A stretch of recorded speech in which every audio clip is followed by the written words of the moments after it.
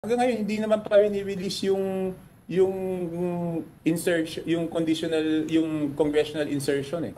But out of the 209 billion na inserted by the House, ang nare-release lang is over 100 million. So may 90 billion pa doon na nakahold. So he exercised his executive power.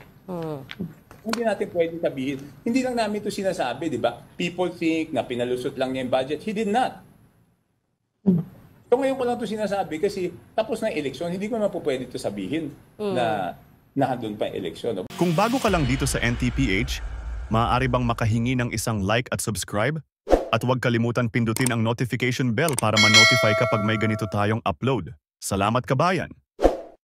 Yung sagot ko dyan is nagsimula naman lahat yan nung impeachment, di ba? Dahil October pa lang, nung nag-filing pa lang, alam na natin kung sino mga kandidato, di ba? So noon pa lang, nagtatakbo na kami ng surveys. October, November, December, January, February. So every month may survey tayo. So nakita natin na right after final yung impeachment against VP Sara, which hindi ako pabor. Liliwanagin ko, hindi ako pumirma po dyan dahil hindi ako pabor doon sa impeachment. Nakita mo na nag-solidify yung Mindanao. Meron na silang pinaglalaban na cause ngayon. May dahilan kung bakit solid dapat ang boto nila doon sa mga kandidato nila. Okay? So nagkaroon ng solid vote. Instead na kung walang impeachment, pipiliin nila, ito gusto ko to sa kabila, gusto ko to dito. Di ba normally ganyan naman talaga yung mga tao, hindi naman sila nagboboto ng solid eh. Hindi naman sila nagboboto ng solid ticket. Pili nila kung sino-sino gusto nila. Pero makikita natin doon na talagang nag-solidify. Nag-solidify talaga. Kaya nga kung makikita nyo, inaamin ko at ngayon ko lang sasabihin, siyempre nung kampanya, hindi ko naman pwede sabihin to, na isa lang yung naging rally namin doon sa Mindanao. Because mahihirapan kami mangumbinsi ng tao doon sa Mindanao. Kaya kung meron ka 90 days, bakit ka mag-reviews during the campaign? Now, if you notice, I never granted interviews during the campaign. Because there are questions that I wouldn't have been able to answer. May mga tanong na talagang hindi ko kayang sagutin noong kampanya dahil makakasama doon sa aming kampanya. Isa sa mga yon is yung talagang nagsimula yung problema namin nung nag-file ng impeachment case ang House of Representatives against kay VP Sara. Because yung October surveys namin, 9 na alyansa ang pasok sa buong Mindanao. Pagdating nung survey namin after the impeachment, before the incident of bringing the former president to Hague, 4 na lang. So just because of the impeachment, 4 na lang yung natirang alyansa candidates doon sa Mindanao. Kaya kung mapapansin nyo, early on, binawasan ko yung rallies doon sa Mindanao. Kasi wala rin mangyayari sa amin doon eh.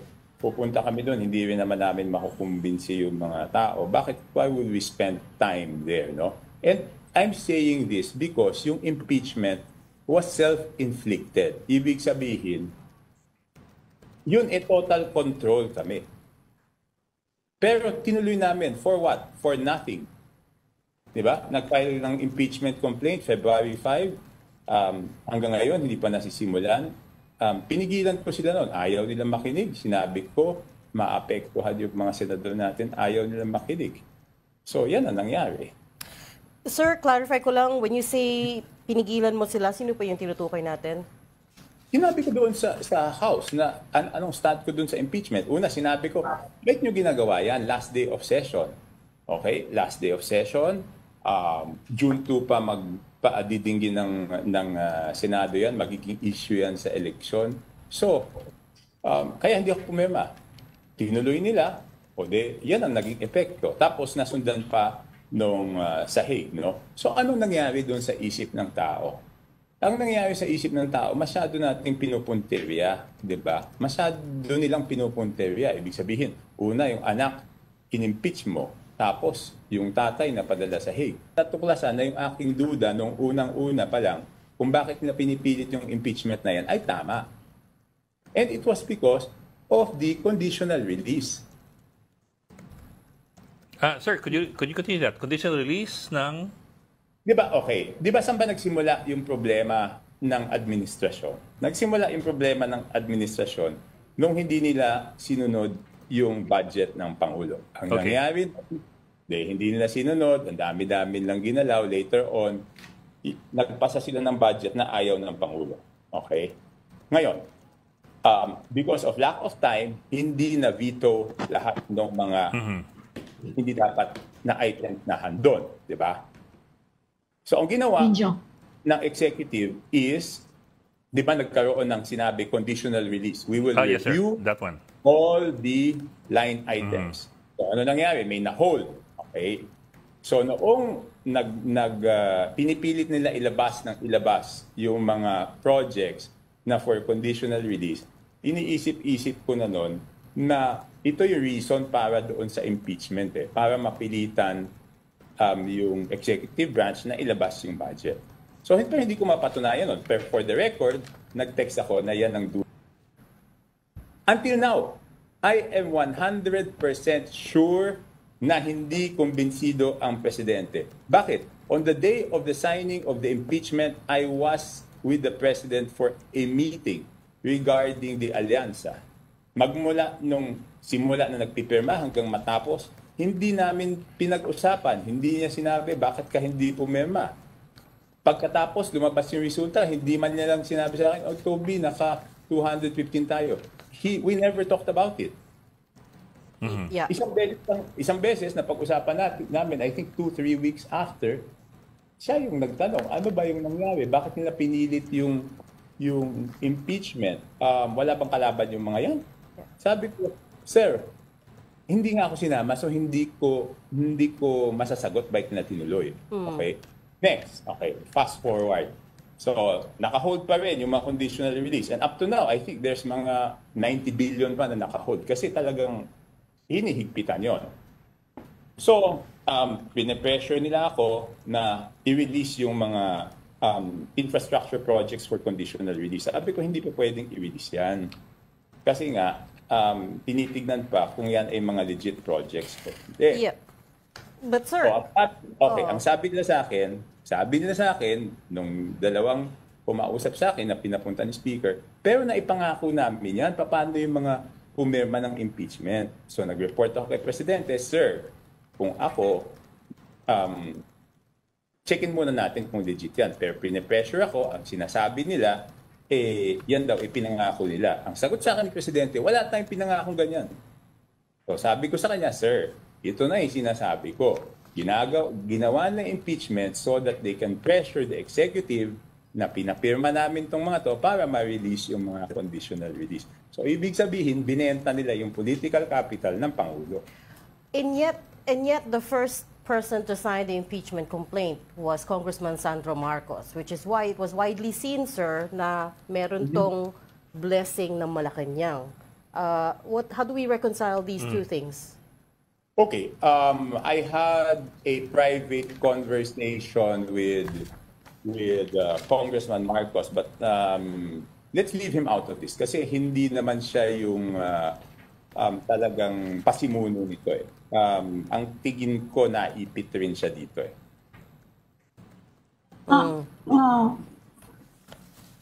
Sir, could you at least qualify that? What do you mean by Ng impeachment, sa tingin ko na Ang sabi sa... siya dito. You're saying Candidates themselves were fighting for survival. Di ba? There is a negative sentiment. Ikaw tumatakbo ka. Will you take the risk? No candidate will take the risk. He will think first of his own survival. Di ba? How can you, lalo na kung emosyon ang nananaig sa tao. Kasi emosyon, hindi mo pwedeng paliwanagan yung emosyon. So kung ikaw kumakandidato, kahit sabihin mo na mahina yung kalaban niya, will you take the risk? Yung impact, isa pa sir na ano, Doon sa national budget, ang sinasabi ko, ang problema ko doon sa national budget is, yun na naman, wala namang kasalanan ng presidente doon later on, nung napunta sa kanya, I mean, pati siya nagkaroon ng hit yung political capital niya, di ba? At syempre, pag nagkaroon yung hit ng political capital ng presidente, pati yung endorsing power ng presidente, magkakaroon ng hit, di ba? I mean, that's the natural consequence. Pero, tignan natin yung Mindanao kasi. Yung Mindanao, talagang nagkaroon sila ng unifying factor doon magmula nung final yung and kindness. You know, he's a very gentle creature, di ba? So when you say that they used up his Not political the weakness, capital, it's his gentleness, his kindness. oo.